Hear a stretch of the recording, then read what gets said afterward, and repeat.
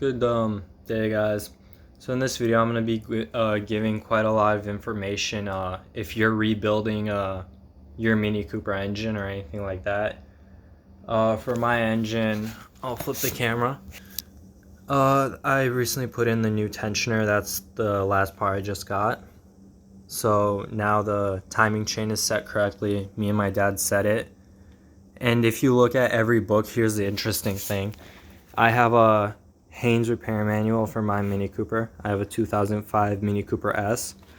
And in Chapter 2, Part A, MK1 engines, it says to set the triangle marks on the camshaft sprocket at the 12 o'clock position. Here's how we set it though. We didn't use the locking tool so we could lock it. We had to use something else, like create our own something so we could lock it so we could actually tighten this bolt. But the problem is this is how the camshaft is supposed to stand. The triangle is going to be right there, if you can see it. And then on the crankshaft, it's right there at the side. And we didn't line up those links. Those links are on the other side. They realistically mean nothing, because you need the valves to open at the right time for the piston. So when the piston is about to go down, you need the intake valve open, and then when the piston goes up, it's going to be closed, and then when the piston goes down, it's closed, and then when the piston comes up for the second time, the exhaust valve opens. So right now it's set, here, I'll check it. I believe it is, not exactly sure off the top of my mind. We did this yesterday. It is on this side. This would be the side on the inside of the engine bay. This is on the outside of the engine bay because the engine stands like this. So on this side, it's the third piston. And on this side, if you look at it, it's the first one, the first valve. This is the intake valve open for the first piston. First cylinder, I mean, not piston. And this is the exhaust valve open for the third cylinder. And that's how it's supposed to stand. We've been looking all our books, YouTube videos where we were told match up the links, stand at that position for crankshaft, camshaft. We were playing around with this for quite a few weeks, and we couldn't solve anything until we realized that something's not right. Something has to be wrong because it's obviously not working. And that's how we set it. So I suggest trying that.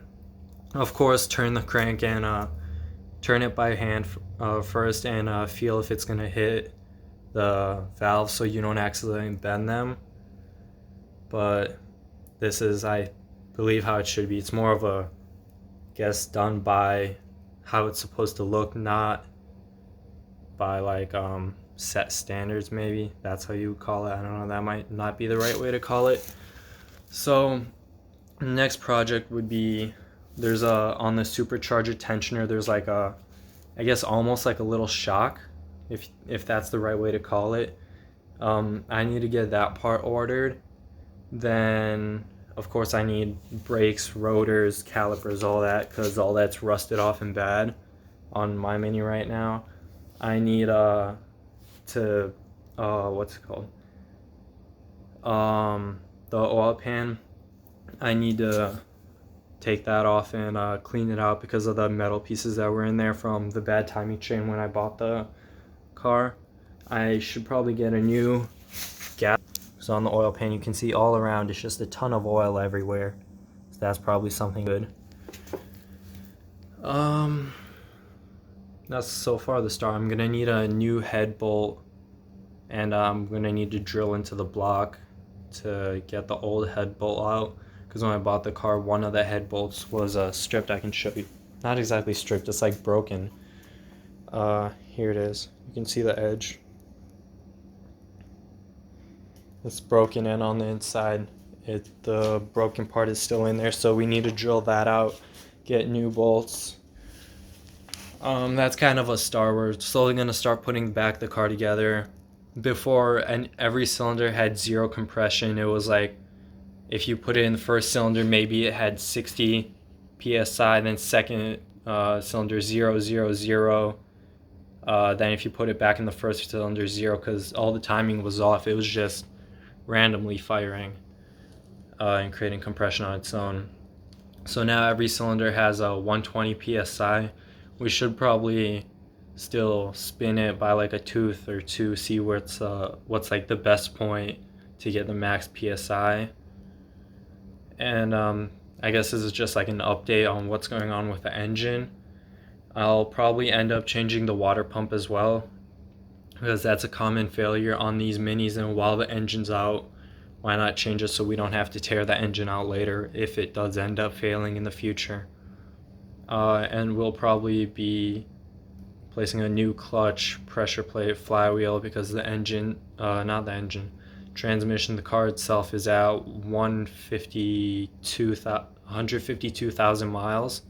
So that's probably something we should just do while the engine's out as well with the transmission, so we don't have to do that later. These cars, they have a very strong block engine that's reliable, but the transmission itself is a bit more fragile. So that's what's going to be happening in the next few days, maybe few weeks. Only time will tell when the parts actually arrive here and all that. So this is more just of an update video. Like, comment, subscribe, comment what you maybe want me to tell you about the Mini, anything you'd like to see happen. I'll be doing car videos more, that kind of stuff, once the car is actually running and all that. So thank you.